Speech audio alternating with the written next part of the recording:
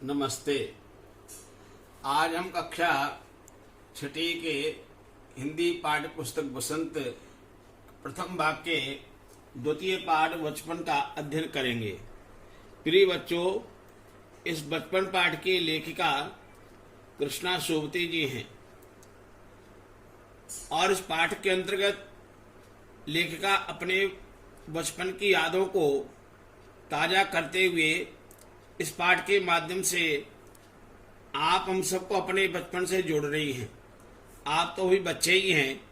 आइए, कृष्णा सोबती जी ने कितने सुंदर ढंग से इस पाठ के माध्यम से बचपन के जीवन की ओर हमें प्रेरित किया है कि बचपन में जीवन की क्या क्या गतिविधियां होती हैं। मैं तुम्हें अपने बचपन की ओर ले जाऊंगी। मैं तुमसे कुछ इतनी बड़ी हूँ कि तुम्हारी दादी भी हो सकती हूँ, तुम्हारी नानी भी, बड़ी बुआ भी, बड़ी मौसी भी। परिवार में मुझे सभी लोग जीजी कहकर ही पुकारते हैं। हाँ, मैं इन दिनों कुछ बड़ा बड़ा यानी उम्र में सयाना महसूस करने लगी हूँ। शायद इसलिए कि पिछली शताब्दी में पैदा हुई थी। मेरे पहनने ओढ़ने में भी काफ़ी बदलाव आए हैं। पहले मैं रंग बिरंगे कपड़े पहनती रही हूँ। बच्चों, यहाँ लेखिका ने अपने आयु के क्रम में जोड़ते हुए हमें संदेश दिया कि मैं आपकी दादी भी हो सकती हूँ, नानी भी हो सकती हूँ, मौसी भी हो सकती हूँ या बुआ भी हूँ, लेकिन मुझे सब लोग जीजी कहकर के पुकारते हैं। और मैं धीरे धीरे जब बड़ी हो गई हूँ तो अब पहले जब शताब्दी में जब मैं पैदा हुई थी तो पहले ओढ़ने में काफ़ी बदलाव आ गया है। वे रंग बिरंगे कपड़े पहनती रही हूँ और वे रंग बिरंगे कपड़े कैसे थे अगले प्रसंग में हम देखेंगे। नीला, जामुनी, ग्रे, काला, चॉकलेटी। अब मन कुछ ऐसा करता है कि सफेद पहनूं, गहरे नहीं, हल्के रंग। मैंने पिछले दशकों में तरह तरह की पोशाकें पहनी हैं। पहले फ्रॉक, फिर निकर, वॉकर, स्कर्ट, लहंगे, गरारे और अब चूड़ीदार और घेरदार कुर्ते। बचपन के कुछ फ्रॉक तो मुझे अब तक याद हैं। हल्की नीली और पीली धारी वाली फ्रॉक, गोल कॉलर और बाजू पर भी गोल कफ, एक हल्के गुलाबी रंग का बारीक चुन्नटों वाला घेरदार फ्रॉक, नीचे गुलाबी रंग की फ्रिल। उन दिनों फ्रॉक के ऊपर की जेब में रूमाल और बालों में इतराते रंग बिरंगे रिबन का चलन था। लेमन कलर का बड़े प्लेटों वाला गर्म फ्रॉक जिसके नीचे फर टंगी थी। प्रिय बच्चों, लेखिका ने यहाँ बड़ी सुंदर बात इसमें समझाई है कि जो तरह तरह के कपड़े थे रंग बिरंगे, उनमें नीले, जामुनी, ग्रे, चॉकलेटी, और अब उनकी आयु बड़ी हो गई है तो वो अपने विषय में कहती है कि मुझे सफ़ेद कपड़े पहनने अच्छे लगते हैं। प्रिय बच्चों, जैसे जैसे हमारी आयु बढ़ती जाती है तो बचपन में जो बहुत सारे हमें कलर होते हैं, बहुत सारी कपड़े पहनने का शौक होते हैं, धीरे धीरे बड़े आयु के कपड़ों के रंग अलग हो जाते हैं। आप अपने घर में देखना, आपके बच्चों के कपड़े अलग तरह के होते हैं। माता पिता जो बीच की आयु के लोग हैं, युवावस्था में, उनके अलग है, और दादा दादी के वृद्धावस्था में उनके कपड़ों के रंग और उनके पहनावे अलग ढंग के हैं। तो पहले कैसे कैसे कपड़े थे? फ्रॉक, निकर, वॉकर, स्कर्ट, लहंगे, गरारे, ये चूड़ीदार घेरेदार कुर्ते। अब तक मुझे याद है वो अपनी नीली और पीली धारीवाल फ्रॉक को याद कर रही हैं। और उन दिनों जेब में रूमाल और बालों में इतराते रंग बिरंगे रिबन लगाने का चलन था। अभी धीरे धीरे चीजें बदल गई हैं। तो इस पाठ के माध्यम से वो हमें अपने बचपन की ओर ले जा रही हैं। दो ट्यूनिक भी याद हैं, एक चॉकलेट रंग का और अंदर की कोटी प्याजी, दूसरा ग्रे और उसके साथ सफेद कोटी। मुझे अपने मोजे और स्टॉकिंग भी याद हैं। बचपन में हमें अपने मोजे खुद धोने पड़ते थे। वह नौकर या नौकरानी को नहीं दिए जा सकते थे, इसकी सख्त मनाही थी। हम बच्चे इतवार की सुबह इसी में लगाते। धो लेने के बाद अपने अपने जूते पॉलिश करके चमकाते। जब जूते कपड़े या ब्रश से रगड़ते तो पॉलिश की चमक उभरने लगती। सरवर, मुझे आज भी बूट पॉलिश करना अच्छा लगता है। हालांकि अब नई नई किस्म के शू आ चुके हैं। कहना होगा कि ये पहले से कहीं ज़्यादा आरामदेह हैं। हमें जब नए जूते मिलते उसके साथ ही छालों का इलाज शुरू हो जाता। जब कभी लंबी सैर पर निकलते अपने पास रुई जरूर रखते। जूता लगा तो रुई मोजे के अंदर। हाँ, हमारे तुम्हारे बचपन में तो बहुत फर्क हो चुका है। प्रिय बच्चों, हम यहाँ देख रहे हैं कि इस पाठ के भाग में लेखिका कृष्णा सुवती जी अपने बचपन को याद करते हुए एक खास बात कह रही हैं। वो कह रही है कि हम अपने मोजे स्वयं धोते थे, घर में नौकर या नौकरानी से नहीं धुलाते थे। मैं विद्यालय की प्रार्थना सभा में अनेक बार आप सबसे भी कहता हूँ कि अपने शूज हम घर लेके जब जाते हैं तो वहाँ एक कपड़ा रखें, ब्रश रखें और अपने जूते साफ करने का कार्य स्वयं कर सकते हैं। हर एक बच्चों को करना चाहिए। मैं भी स्वयं ही अपने घर में अपना काम करता हूँ। तो लेखिका ने भी, कृष्णा सुवती जी ने बात कही कि वो जूते पॉलिश करती थी, ये अब उन्हें अच्छा लगता था। और उस समय के जो जूते होते थे उनमें पैरों में छाले पड़ जाते थे, इसलिए वो रुई रखनी पड़ती थी। ये कार्य भी मैंने अपने बचपन में भी देखा है। लेकिन आज नए नए तरह के नई नई कंपनियों के जूते आ गए हैं जिनमें बच्चों को बड़ा आराम है। तो यहाँ उस जमाने की चर्चा है। जब आप अपने घर में अपने दादा दादी से पूछेंगे तो आपको उस जमाने की बातें बहुत सारी सुनने के लिए मिलेंगी। हर शनिचर को हमें ऑलिव ऑयल या कैस्टर ऑयल पीना पड़ता। यह एक मुश्किल का काम था। शनिचर को सुबह से ही नाक में इसकी गंध आने लगती। छोटे शीशे के गिलास जिन पर ठीक खुराक के निशान पड़े रहते, उन्हें देखते ही मितली होने लगती। मुझे आज भी लगता है कि अगर हम नवी पीते तो वह शनिवारी दवा तो कुछ ज़्यादा बिगड़ने वाला नहीं था, सेहत ठीक ही रहती। तुम्हें बताऊंगी कि हमारे समय और तुम्हारे समय में कितनी दूरी आ चुकी है। यहाँ तक कि बचपन की दिलचस्पियाँ भी बदल गई हैं। बच्चों, हम यहाँ देख रहे हैं कि लेखिका अपने घर में ही बैठी हैं और पीछे और आगे टेबल पे बहुत सारी पुस्तकें यहाँ दिखाई दे रही हैं और पीछे रैक में भी बहुत सारी पुस्तकें रखी हुई हैं।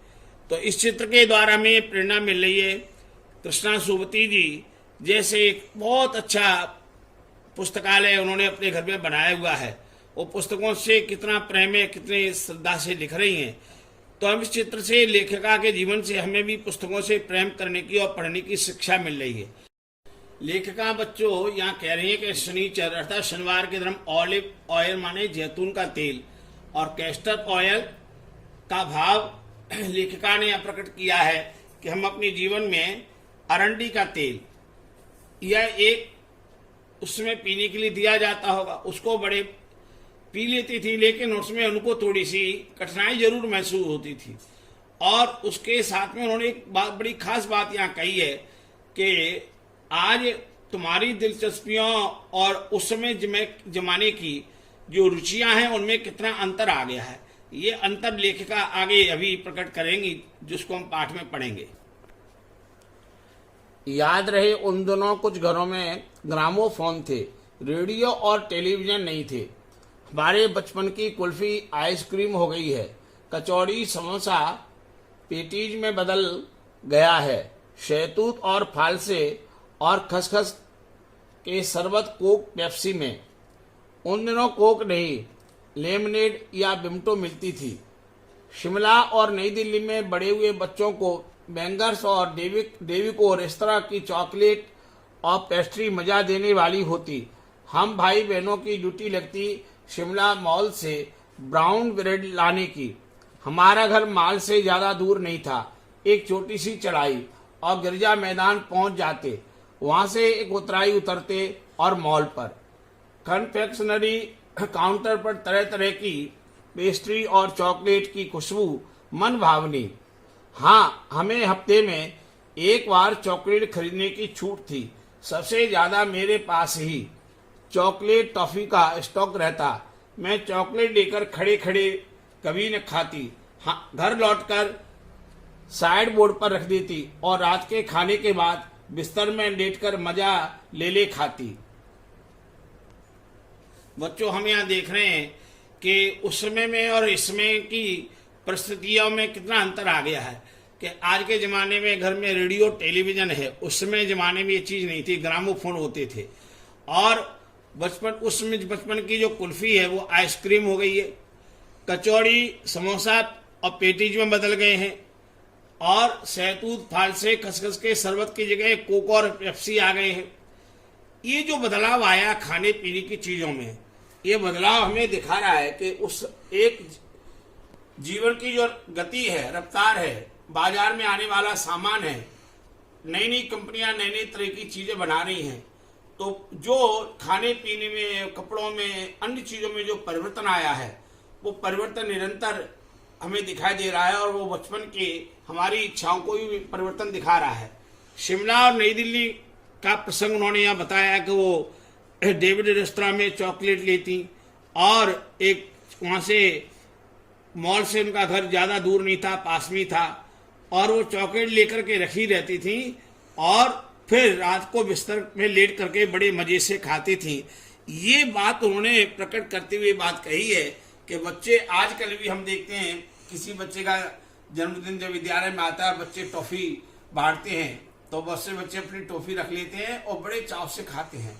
मैं बच्चों को कई बार खाते हुए देखता हूँ और बड़ी खुशी होती है। और बच्चे जब आते हैं तो हम तो प्रायः नहीं खाते, अपनी टॉफ़ी भी बच्चों को दे देते हैं, तो बच्चे बड़े प्रेम से खाते हैं। ये बचपन का एक जीवन है, इसमें खाने पीने की चीज़ों में बच्चों का बड़ा शौक है, जो इस पाठ में यहाँ दर्शाया गया है। शिमला के काफल भी बहुत याद आते हैं, खट्टे मीठे, कुछ एकदम लाल, कुछ गुलाबी, रसभरी, कसमल, सोच कर ही मुंह में पानी भराए। चेस्टनट एक और गजब की चीज, आग पर भूने जाते फिर छिलके उतारकर मुंह में। चने जोर गरम और अनारदाने का चूर्ण। हाँ, चने जोर गरम की पुड़िया जो तब थी वह अब भी नजर आती है। पुराने कागजों से बनी हुई उस पुड़िया में निरा हाथ का कमाल है, नीचे से तिरछी लपेटे हुए, ऊपर से इतनी चौड़ी कि चने आसानी से हथेली पर पहुंच जाएं। एक वक्त था जब फिल्म का गाना चना जोर गरम बाबू में लाया मजेदार, चना जोर गरम उन दिनों स्कूल के हर बच्चे को आता था।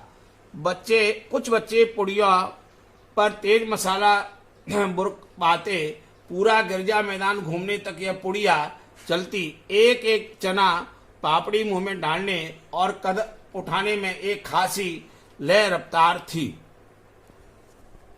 छुटपन में हमने शिमला रिज पर बहुत मजे किए, घोड़ों की सवारी की है। शिमला के हर बच्चे को कभी न कभी यह मौका मिल ही जाता था।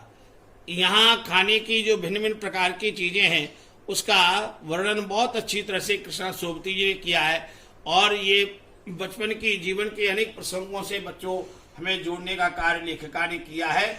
आज भी हम देखते हैं कि आप डबरा बस स्टैंड पे जाएंगे, छोटी छोटी चीजें बसों में आकर के लोग बेचने वाले बेचते हैं, बाजार में हम देखते हैं तो बहुत सारी चीजें जो ग्रामीण प्रवेश में है, पुड़ियों में डाल करके लोग बेच रहे हैं, तो ये दृश्य में दिखाई देखने मिल जाएंगे। इन दृश्यों के द्वारा हम बचपन के उस बाल्यावस्था से जुड़ने का बहुत अच्छा प्रयत्न यहाँ लेखिका ने किया है। हम जाने क्यों घोड़ों को कुछ कमतर करके समझते, उन पर हंसते थे। ननियाल के घोड़े खूब हृष्ट पुष्ट और खूबसूरत, उनकी बात फिर कभी। शाम को रंग बिरंगे गुब्बारे, सामने जाखू का पहाड़, ऊंचा चर्च की घंटियां बजती तो दूर दूर तक उनकी गूंज फैल जाती। लगता इसके संगीत से प्रभु यीशु स्वयं कुछ कह रहे हैं। सामने आकाश पर सूर्यास्त हो रहा है, गुलाबी सुनहरी धारियां नीले आसमान पर फैल रही हैं। दूर दूर तक फैले पहाड़ों के मुखड़े गहराने लगे और देखते देखते बत्तियां टिमटिमाने लगी। रिज पर की रौनक और माल की दुकानों की चमक के भी क्या कहने। स्कैंडल पॉइंट की भीड़ से उभरता कोलाहल। सर्वर स्कैंडल पॉइंट के ठीक सामने उन दिनों एक दुकान हुआ करती थी, जिसके शोरूम में शिमला कालका ट्रेन का मॉडल बना हुआ था। इसकी पटरियां उस पर खड़ी छोटे छोटे डिब्बों वाली ट्रेन, एक और लाल टीन की छत वाला स्टेशन और सामने सिग्नल देता खंबा, थोड़ी दूर दूर पर बनी सुरंगें। तो यहाँ हमने अभी पढ़ा कि लेखिका ने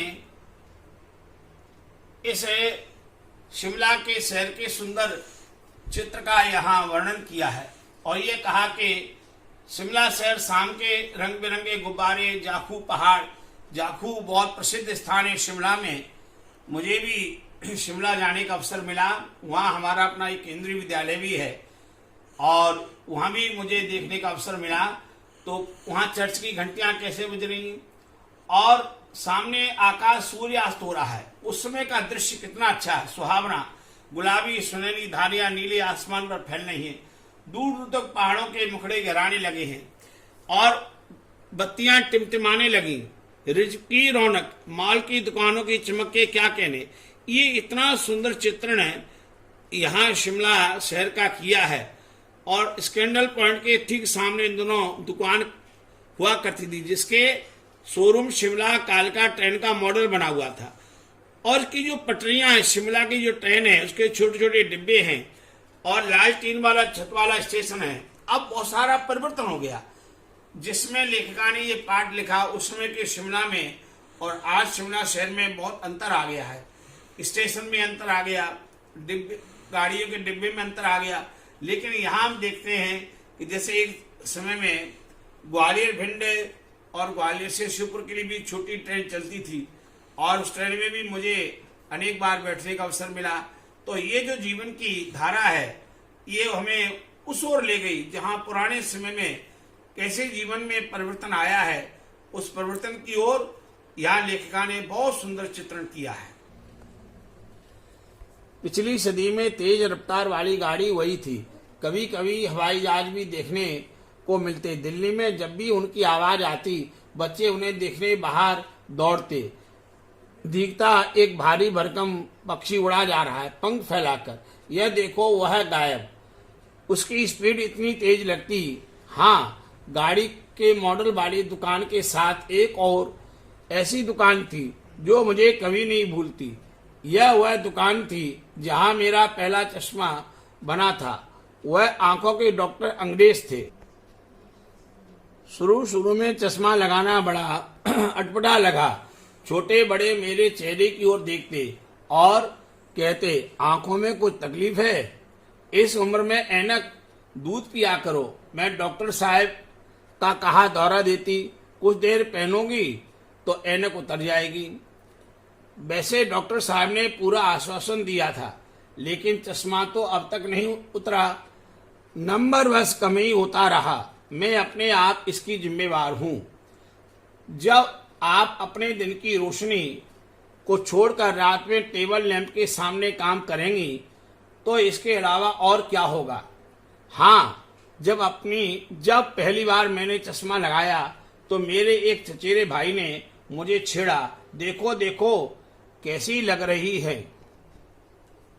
प्रिय बच्चों, कृष्णा सोबती जी ने जो पाठ का प्रसंग हमने अभी यहाँ पढ़ा है इसमें ये दर्शाया कि जब वो कोई दिल्ली में आती थी और उड़ते हुए हवाई जहाज को देखती थी तो ऐसा लगता जैसे विशाल पक्षी आसमान में उड़ रहा है, बहुत तेज गति से गायब हो गया। आजकल कितना परिवर्तन आ गया, कितने हम आसमान में एरोप्लेन देख रहे हैं और कितनी स्थितियां बदल गई हैं। मुझे भी इसके साथ अपने बचपन की बात याद आती है। पहले मोटरसाइकिल को गांव में बचपन में हमारे फिटपिटिया कहते थे। तो जब मैं छोटा था तो कोई मोटरसाइकिल फिटपिटी आ गई तो बच्चे दौड़ के आके देखते थे, अरे ये अपने आप चलती है, अपने आप दौड़ती है। साइकिल को तो चलाना पड़ता है, पैडल मारनी पड़ती है, इसका इंजन कितना अच्छा, अपने आप भी दौड़ लगा लेती है। तो कितनी परिवर्तन आ गया निरंतर। उसी बात को यहाँ लेखिका ने व्यक्त किया और अपनी चश्मा की एक बात कही है कि लेखिका कह रही है कि मेरा जो चश्मा जब एक अंग्रेज डॉक्टर से उन्होंने बनवाया तो उसने कहा था कि धीरे धीरे उतर जाएगा, लेकिन वो क्यों नहीं उतरा चश्मा। उसके प्रति भी उन्होंने अपनी गलती स्वीकार करते हुए कहा कि दिन में हम काम न करके रात की रोशनी में बैठ के काम करेंगे। यदि हम अपने थोड़ा ध्यान रखें, अपना बहुत सारा कार्य हम दिन में सूर्य के प्रकाश में कर लें पढ़ने लिखने का अपना होमवर्क स्कूल से जो मिला है, और रात्रि में अधिक जगने की आवश्यकता नहीं है। और ये प्रेरणा यहाँ लेखिका ने हमें दी है। आंख पर चश्मा लगाया ताकि सूझे दूर की, यह नहीं लड़की को मालूम सूरत बनी लंगूर की। मैं खींची कि मुझ पर यह क्यों दोहराया जा रहा है, पर शेर बुराने लगा। जब वह चाय पीकर चले गए तो मैं अपने कमरे में जाकर आईने के सामने खड़ी हो गई। कई बार अपने को देखा, ऐनक उतारी, फिर पहनी, फिर उतारी, देखती रही। सूरत बनी लंगूर की, नहीं नहीं नहीं, हाँ हाँ हाँ। मैंने अपने छोटे भाई का टोपा उठाकर सिर पर रखा। कुछ अजीब लगा, अच्छा भी और मजाकिया भी। तब की बात थी, अब तो चेहरे के साथ घुल मिल गया है चश्मा। जब कभी उतरा हुआ होता है तो चेहरा खाली खाली लगने लगता है। याद आ गया वह टोपा, काली फ्रेम का चश्मा और लंगूर की सूरत। हाँ, इन दिनों शिमला में मैं सिर पर टोपी लगाना पसंद करती हूँ। मैंने कई रंगों की जमा कर ली है, कहाँ दुपट्टों का ओढ़ना और कहाँ सहज सहल सुबीते वाली हिमाचली टोपियां कृष्णा सोबती। बच्चों, इस चित्र में हम देख रहे हैं लेखिका कृष्णा सोबती जी ने चश्मा लगाया हुआ है, और इसी चश्मे को लेके उनका भाई उनको चिढ़ा रहा था। और वो क्या कर रहा था, आंख पर चश्मा लगाया ताकि सूझे दूर की देखें, यह नहीं लड़की को मालूम सूरत बनी लंगूर की। ये बात उन्होंने लिख करके अपने भाई बहन के बचपन के प्यार को दर्शाया है। घर में छोटे भाई बहन होते हैं, आपके घर में भी आपके छोटे भाई बहन हैं, और बड़े छोटे भाई बहन आपस में खेलते हैं, पढ़ते हैं, लिखते, हंसते भी हैं, चिढ़ाते भी हैं, एक दूसरे को छेड़ते भी हैं। और ये बचपन का जो खेलना है, आनंद है, आपस का प्रेम है, उस प्रेम को यहाँ लेखिका ने बड़े साफ शब्दों में समझाया है। और साथ में ये भी बात कही कि उसको बार बार चश्मा उतार करके उन्होंने देखा कि कैसी लग रही हूँ।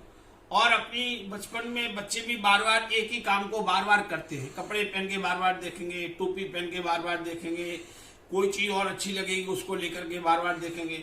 यहीं पर लेखिका ने ये भी बात कही कि हिमाचली टोपियां उन्होंने बहुत सारी इकट्ठी कर ली है। तो बच्चों, इस पाठ के द्वारा हमने देखा कि लेखिका कृष्णा सोबती जी ने हमको बचपन की ओर ले गई। बचपन की बहुत सारी अवस्थाओं का उन्होंने, खाने की चीजें क्या है, पहनने के कपड़े कैसे हैं, चश्मा कैसे है, किन किन स्थानों पे घूमे थे, क्या क्या जीवन में देखा, कितना परिवर्तन आ गया उस समय के और आज के जीवन में, कितना परिवर्तन आया है। बच्चों, आज जब आप 2020 में हैं, देख रहे हैं, और जब आप आने वाले 25-30 वर्षों बाद 2050 में पहुंचेंगे, तब आप भी बड़े हो जाएंगे। आप में से कुछ बच्चे अच्छे अच्छे लेखक बनेंगे, तो आप अनुभव करेंगे कि जीवन में कितना सारा परिवर्तन आ रहा है। तो आइए, इस पाठ के द्वारा हमने जो सीखा, आने वाले इस पाठ का जो अभ्यास है वो मैं आपको भेज रहा हूं। प्रश्नों को ध्यान से पढ़ें, उत्तर अच्छी तरह से लिखें, और इस पाठ को आप बार बार पढ़िए। इसके जो कठिन शब्द हैं उनको कॉपी में नोट करके रखिए। जब हम कोरोना से हमें मुक्ति मिलेगी और विद्यालय खुलेगा, फिर कक्षाओं में आप आएंगे, तो हम प्रेम से फिर इस पाठ को दोबारा पढ़ेंगे, समझेंगे। पाठ के एक एक भाव को मैं दोबारा फिर आपको समझाऊंगा। तब तक आप अपने घर में अच्छी तरह रहें, सवेरे जल्दी जगें, माता पिता को प्रणाम करें और अपना कार्य पूरा करें। इन शब्दों के साथ धन्यवाद।